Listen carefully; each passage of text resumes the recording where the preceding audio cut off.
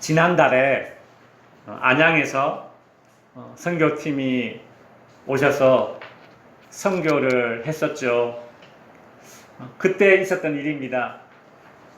마을 잔치가 열리는 둘째 날, 우리 경로당에 일찍 와 계신 어른들에게 한 권사님이 이제 복음을 전했습니다.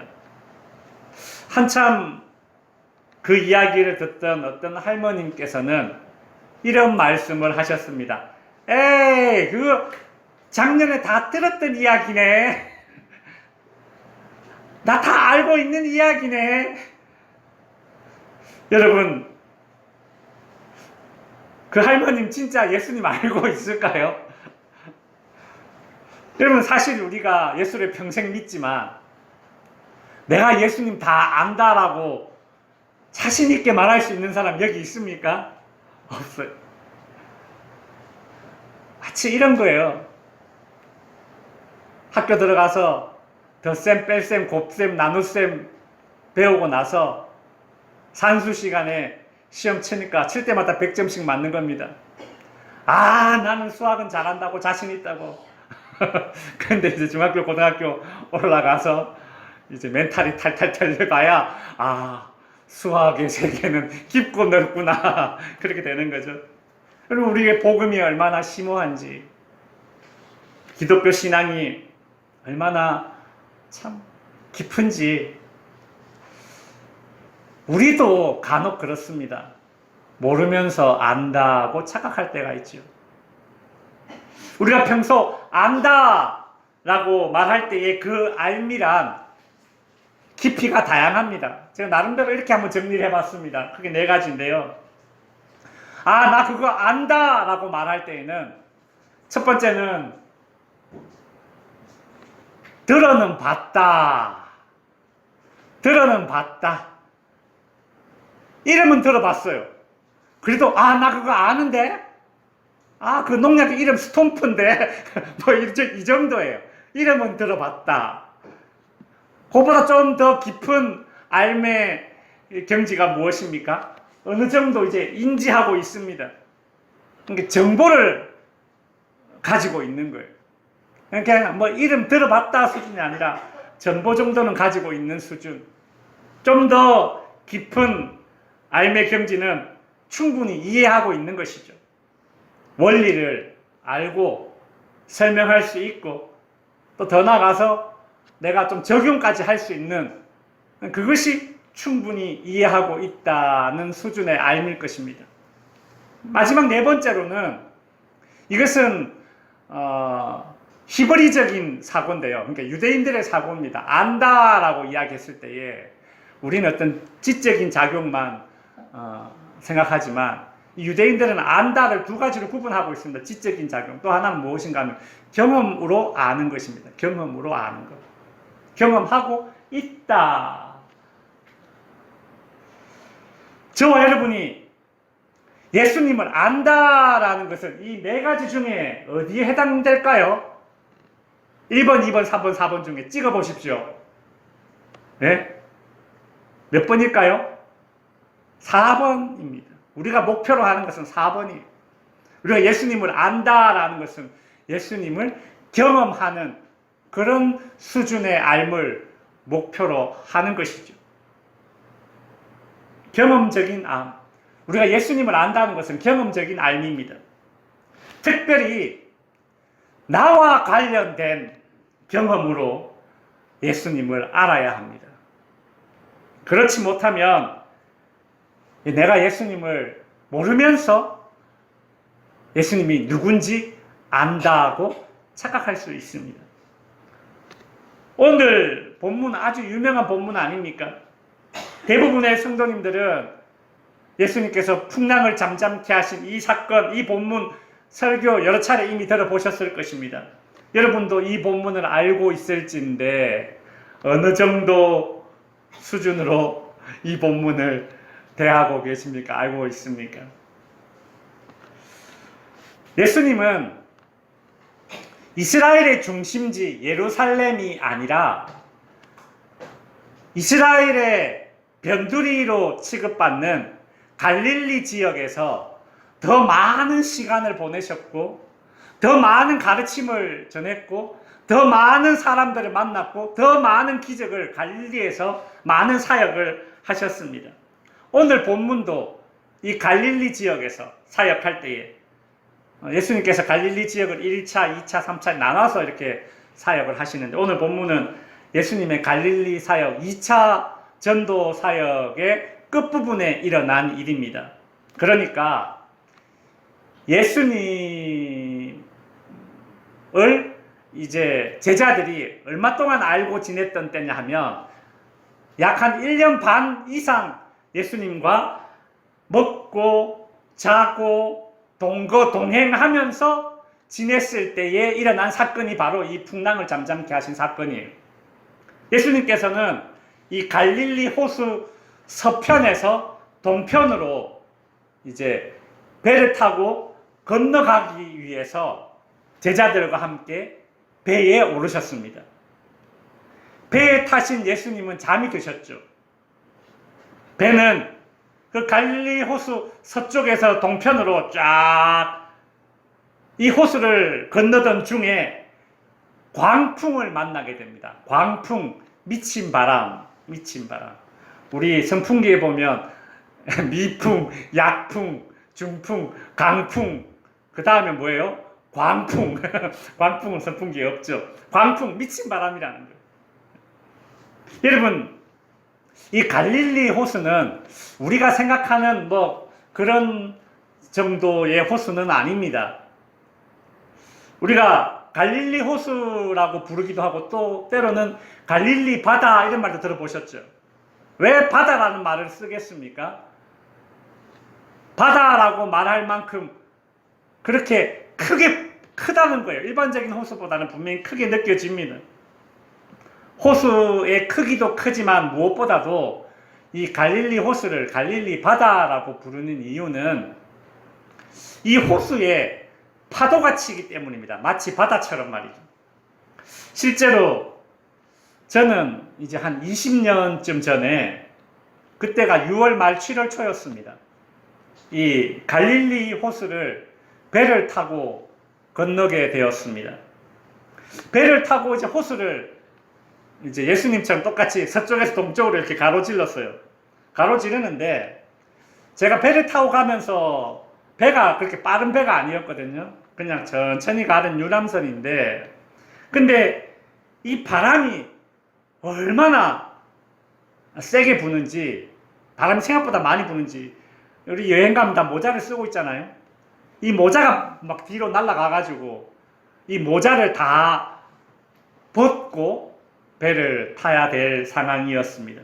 그러니까 생각보다 모자를 쓰지 못할 정도로 바람이 세었어요. 그때가 6월 말 7월 초입니다. 이 갈릴리 호수는 여름에는 서풍이 붑니다. 그래서 이 바람이 그냥 완만한 편입니다. 원만한 편이에요. 근데 이 갈릴리 호수 겨울과 봄에는 바람의 세기가 강도가 달라진다고 합니다. 이 갈릴리 위쪽에 보면 골란 고원이라고 있습니다. 이 고원에서 가파른 절벽을 타고 바람이 밑으로 뚝 떨어지는 바람이 그냥 내리칩니다. 이 내리쳐서 어디로 떨어지느냐? 이 갈릴리 호수로 그대로 바람이 내리치는 거예요. 고원에서 내려오는 바람이. 그래서 이 갈릴리 호수가 겨울과 봄에는 파도가 아주 세게 센 바람이 불 때는 파도가 광풍이 일어나는 것이죠. 오늘 우리 주님이 제자들과 함께 타고 가던 배가 바로 이런 광풍을 만난 것입니다. 오늘 본문 23절에 보면 광풍이 호수로 뭐해요? 내리친다라고 표현하고 있죠. 골란 고원에서 그 바람이 절벽을 타고 밑으로 내리친 것입니다. 절벽을 타고 확 몰아쳐서 풍랑이 일었고 그 풍랑이 얼마나 센지 배에 막 물이 막 들이치는 그런 위급 상황입니다. 그 배에 타고 있던 제자들의 다수는 어부 출신입니다. 갈릴리 어부 출신입니다. 여러분, 어부가 어지간한 그런 파도에 쫄겠습니까? 아니죠. 광풍이죠, 광풍. 그래서 24절에 보면 제자들이 나와 깨워 이르되 뭐라고 이야기합니까? 주여 주여 우리가 죽겠나이다 이렇게 말했어요. 제가 처음 교통사고를 겪었던 때가 그 제 친구 전도사님이 운전하는 차를 옆에서 얻어 타고 가다가 그때 제가 교통사고를 처음 경험했습니다. 밤에 대구 이 신천대로를 쭉 달리고 있었는데 코너를 쫙 돌았는데 이 코너 돌자마자 여기 앞에 차가 비상깜빡이를 놓고 떡 서 있는 거예요. 근데 이제 그 차가 왜 거기 서 있느냐면 자기들끼리 부딪혀가지고 거기 비상깜빡이를 놓고 두 대를 대놔놓고 그 길 옆에 밤에 있었던 겁니다. 코너 돌고나. 우리는 이제 그것도 모르고 코너를 쫙 돌았는데 앞에 비상깜빡이를 켜놓고 차가 떡 버티고 있으니까 이 전도사님 놀래가지고 핸들을 꺾었습니다. 그러니까 이제 옆에 가드레일에 땅 부딪히고 또 딱 꺾었죠. 옆에 또 다른 차에 빵 부딪히고 그래서 그 차가 이렇게 탁 이렇게 뒤집어져서 이제 딱 멈춰졌습니다. 제가 그때 일이 참 선명하게 기억나는 것은 제 친구 전도사님이 운전을 하면서 코너를 딱 도니까 앞에 차가 있으니까 하면서 핸들을 돌리면서 이렇게 저렇게 하면서 뭐라고 이야기했느냐면 주여 주여 주여 이게 웃을 일은 아닌데 지금 생각하면 이제 웃으면서 얘기할 수 있죠. 그때는 막 너무 급하니까 주여 주여 막 핸들을 주님 찾으면서 핸들을 돌리는 거예요. 그러다가 결국 쿵쿵 턱 이렇게 이제 이렇게 누워 있고 옆에 제 친구 전도사님 이렇게 매달려 있고 그래서 나왔어요. 이제 기억이 있습니다. 오늘 24절에 보면 제가 이 본문 보면서 그런 상상을 했어요. 와, 이 제자들이 얼마나 이 풍랑이 무섭고 다급했으면 뭐라고 얘기해? 주여 주여 우리가 죽겠나이다. 그죠? 이거는 다 의도적으로 이렇게 성경이 적은 거예요. 여러분 상상력을 발휘하면서 성경을 읽으면 재밌습니다. 주여 주여 우리가 죽겠나이다.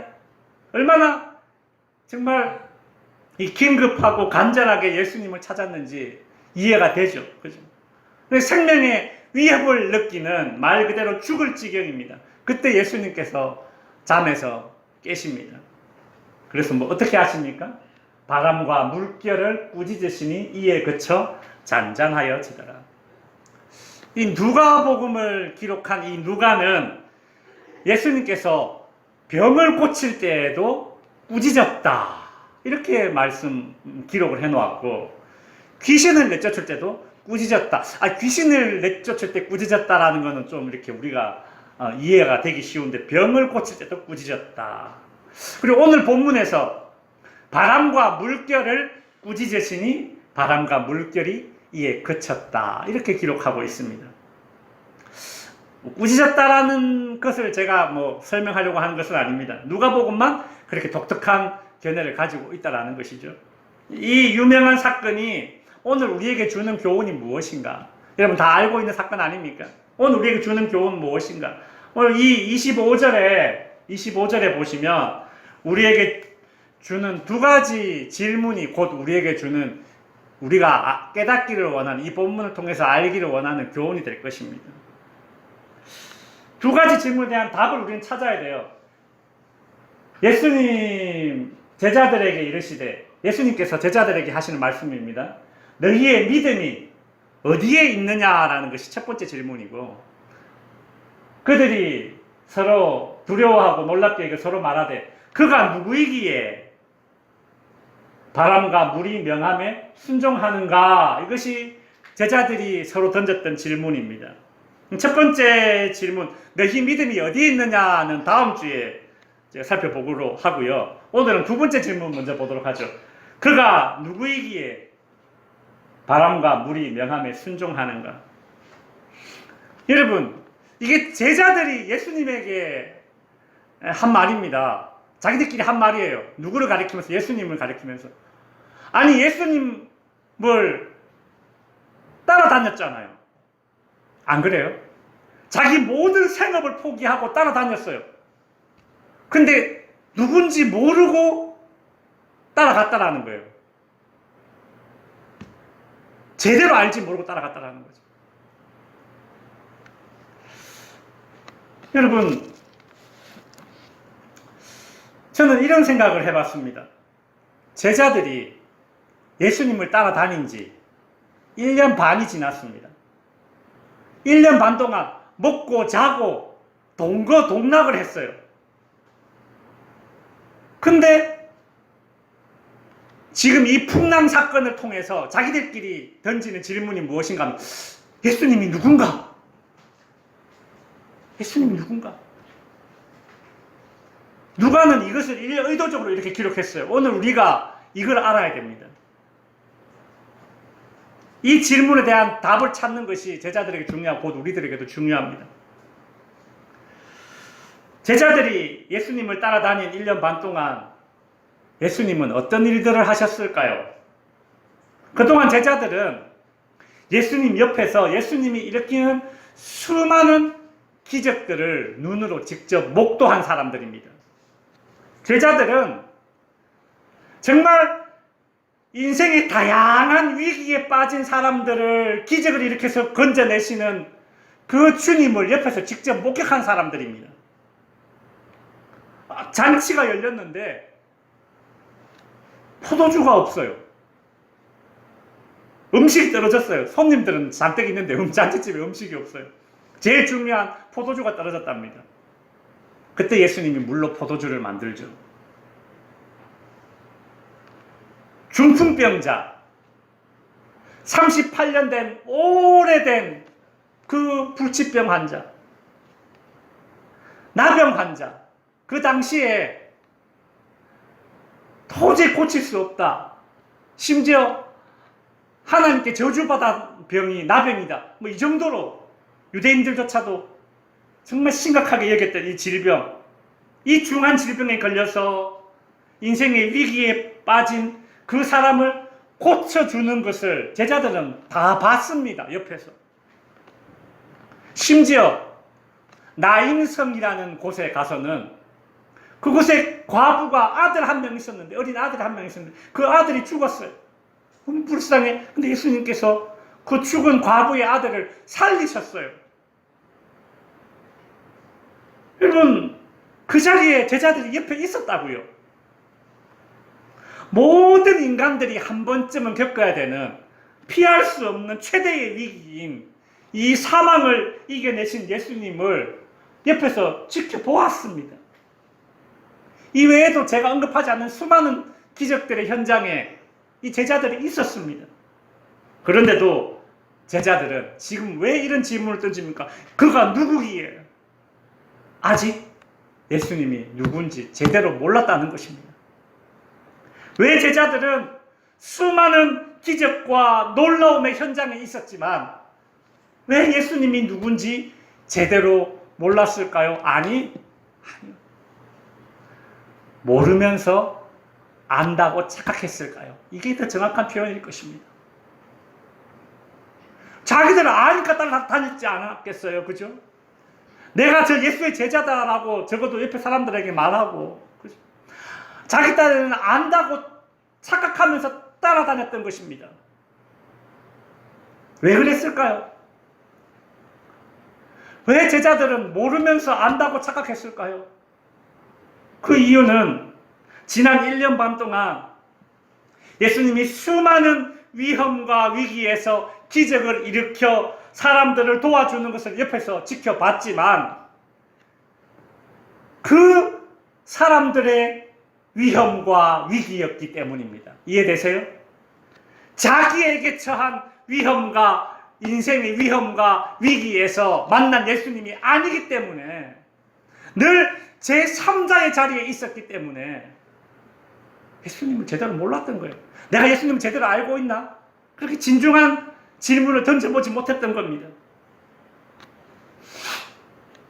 요즘 제가 재밌게 보는 TV 드라마가 하나 있습니다.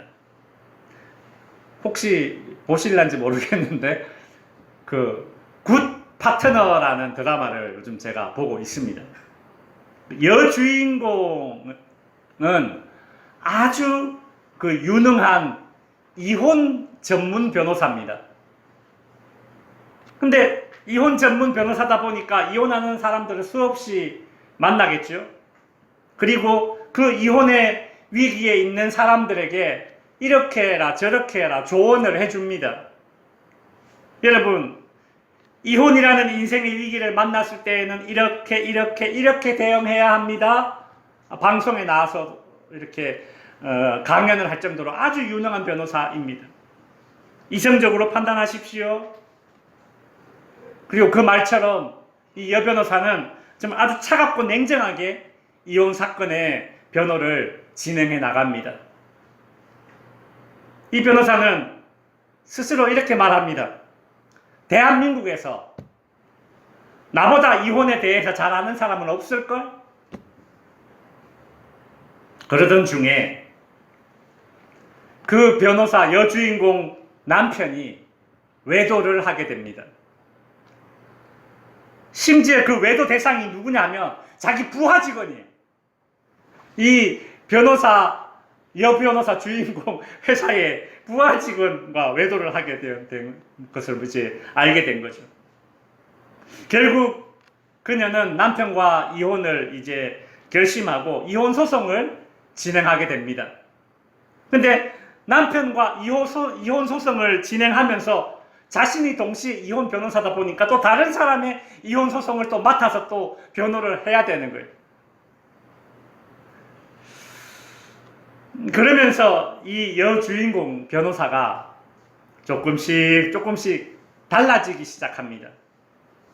이전에는 대한민국에서 이혼에 대해서 나보다 더 잘 아는 사람 없다라고 생각했었는데 그거는 옆에서 지켜보는 변호사로서 이혼을 잘 아는 것이었습니다. 이제 자기가 직접 이혼을 경험하면서 그 자녀의 문제나 양육권 문제나 막 이런 문제들을 이제 겪어가면서 말이죠. 다른 이혼하는 사람을 이제 지켜보니까, 변호를 하면서 보니까 이전에 보이지 않았던 것들이 보이고 이전에 깨닫지 못했던 것들이 깨달아지기 시작하는 겁니다.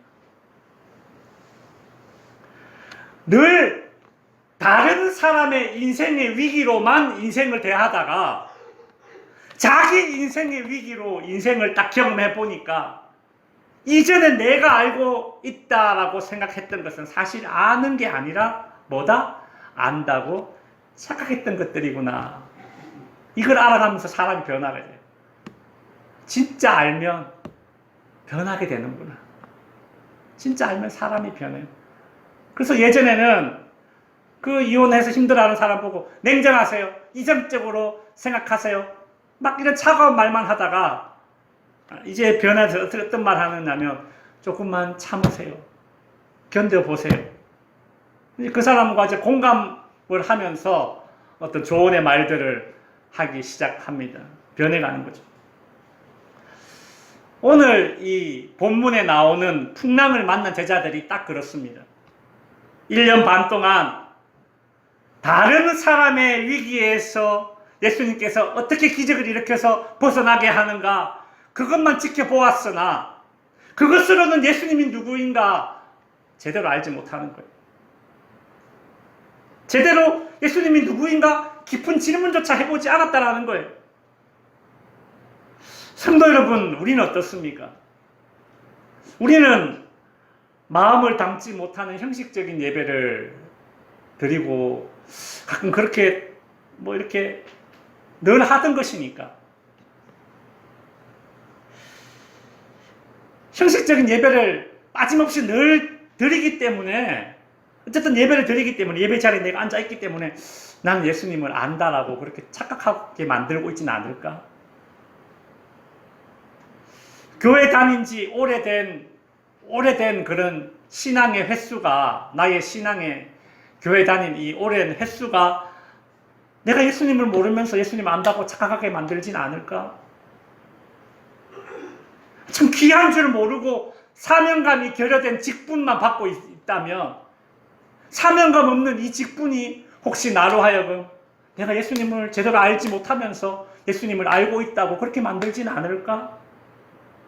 참 기쁨이 없는 봉사를 하면서 어쨌든 맡은 일들은 꿋꿋하게 해내고 있으니 이 기쁨은 없는 상태에서 봉사하면서 혹시 이것이 내가 예수님을 모르면서 예수님을 알고 있다고 착각하게 만들진 않을까? 그러다가 그렇게 지내다가 나 자신에게 일어난 그 풍랑과 같은 위험에서 벗어나게 되는 기적을 경험하는 그 과정에서 그제서야 질문해 보는 거죠. 그가 누구이기에? 예수님이 누구이기에? 라는 진지한 질문을 해보게 된 제자들입니다. 제자들은 자기들에게 닥친 위기 속에서 건져주시는 예수님을 경험하게 되면서 예수님에 대한 알미 조금 더 깊어지기 시작합니다. 제자들은 바람과 풍랑을 꾸짖어 잠잠케 하시는 이 예수님의 모습을 통해서 예수님의 어떠한 알을 가지게 될까요? 예수님께서 바람과 물에게 말로 명령했습니다. 꾸짖었습니다. 그 말은 말로 명령했다라는 거예요. 말로 명령했더니 바람과 물이 예수님의 그 말을 들었다라는 겁니다. 순종했다라는 겁니다. 그 말은 무슨 뜻입니까? 예수님께서 바람과 물의 주인이라는 뜻이에요. 질문 하나 드리겠습니다. 바람과 물의 주인은 누구십니까? 바람과 물의 주인 누구예요? 하나님, 창조주 하나님. 태초에 하나님께서 말씀으로 이 세상을, 자연 만물을 창조하셨습니다. 맞죠? 말씀으로. 그러니 이 세상 창조 만물은 창조주, 주인 되시는 하나님의 말씀에 순종하고 따릅니다. 한데 오늘 본문에서 이 바람과 물이 예수님의 말씀에도 순종하는 모습이 나와요. 이 말은 곧 무슨 뜻이냐? 예수님께서 창조주 하나님 되신다. 여러분, 우리는 이미 삼위일체라는 그 교리를, 신학적 교리를 통해서 알고 있습니다. 근데 이 당시 제자들은 예수님이 하나님이다라는 사실을 절대 몰라요. 알 수가 없죠. 어떻게 알겠어요? 근데 그저 지금 이 순간에 바람과 물결마저 순종하는 이 모습을 통해서 예수님이 하나님과 같은 권위를 가지셨다라는 것만으로도 이 제자들은 두려워했습니다. 두려워했어요. 예수님을 두려워하기 시작했어요. 예수님을 존경했었는데 거기에서 더 나아가 예수님을 두려워하기 시작했어요. 여기서 두려워했다는 말은 우리가 쓰는 말로 경외감입니다. 경외감. 공포심이 아니라 경외감을 가졌다는 거예요. 경외감은 신에게 가지는 인간의 감정입니다. 존경은요, 사람이 사람에게도 할 수 있는 감정이에요. 이때까지는 제자들이 예수님을 존경했다면 지금부터는 제자들에게 생긴 마음이 뭐예요? 경외감이라는 거예요. 경외감. 이제 말씀을 정리하겠습니다. 조선시대 순조 임금 때 신유박해가 있었습니다. 신유박해 때 천주교를 믿는 사람 약 한 500명 정도가 순교를 했다고 합니다. 그 당시에 그림 하나 보시면 다산, 정약용, 정약전, 정약종 이 삼형제도 이제 붙잡혔습니다. 정약종은 사형을 당했고 정약용, 마지 정약용, 둘째 정약전은 이제 유배를 가게 됩니다. 정약용은 18년간 유배 생활을 하면서 저기 전남 강진에서 여러분 알고 있는 그 유명한 목민심서라는 책을 유배 가서 쓰게 돼요. 그 동생 이제 정약전은 저기 흑산도에 유배를 갑니다. 흑산도에 유배를 가서 그곳에서 공부를 하면서 책을 쓰게 되는데 자산어보라는 책을 썼습니다.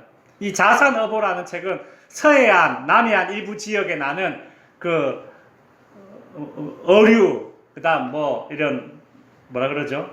해산물들 이렇게 막 연구해서 책으로 쓴 거예요. 여러분 조선시대의 이 조선시대에 이런 책들은 아주 천하게 취급받았거든요. 근데 이 유배를 가가지고 정약전이 그런 책을 이제 썼습니다. 제가 오래전에, 이거 한 몇 년 된 건데, 그 영화관에 가서 자산어보라는 영화를 봤습니다.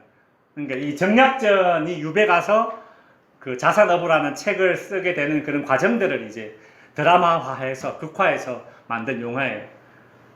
이제 그 영화를, 자산어보라는 영화를 제가 이렇게 봤는데, 그 당시에 이제 서양의 학문을 되게 배척했거든요. 무시하고. 천한 학문, 이렇게 무시했어요.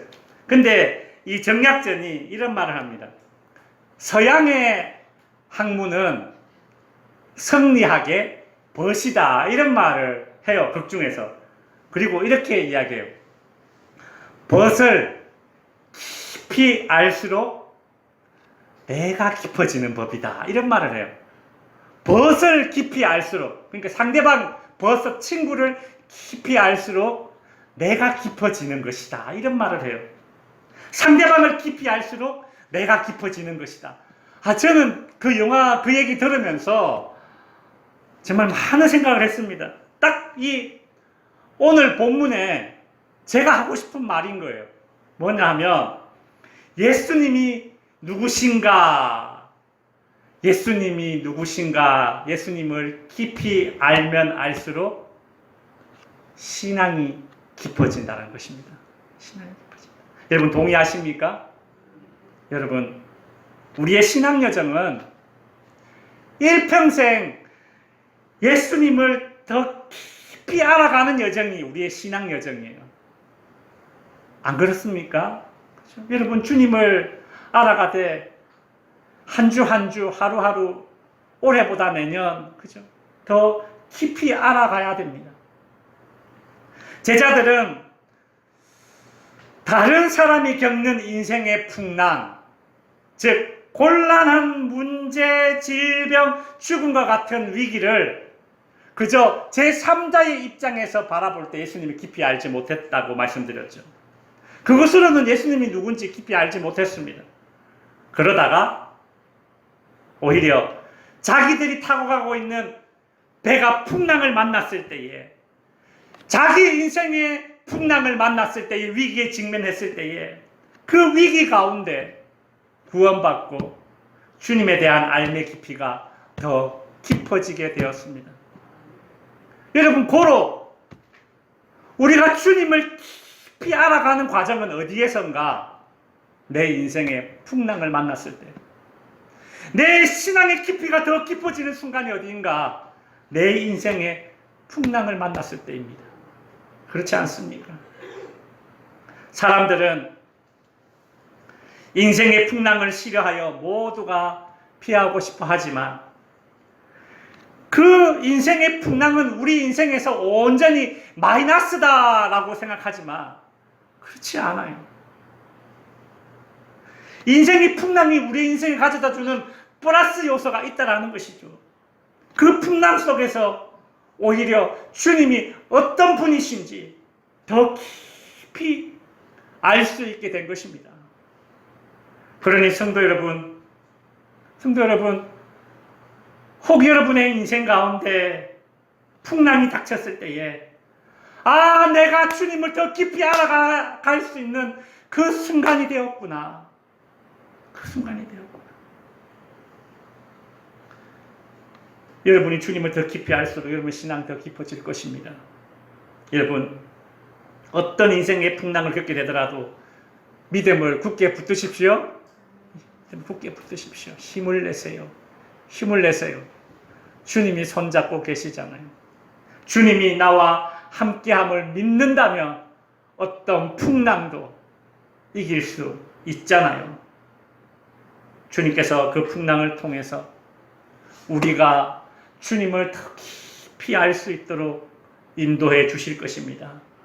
우리의 신앙이 더 깊어지는 신앙의 여정 가운데 주님이 우리 손 굳게 붙들어 주시고, 그 어떤 풍랑의 위기라 하더라도 여러분은 반드시 주님을 더 깊이 알게 될 것입니다. 기도하겠습니다. 하나님 아버지,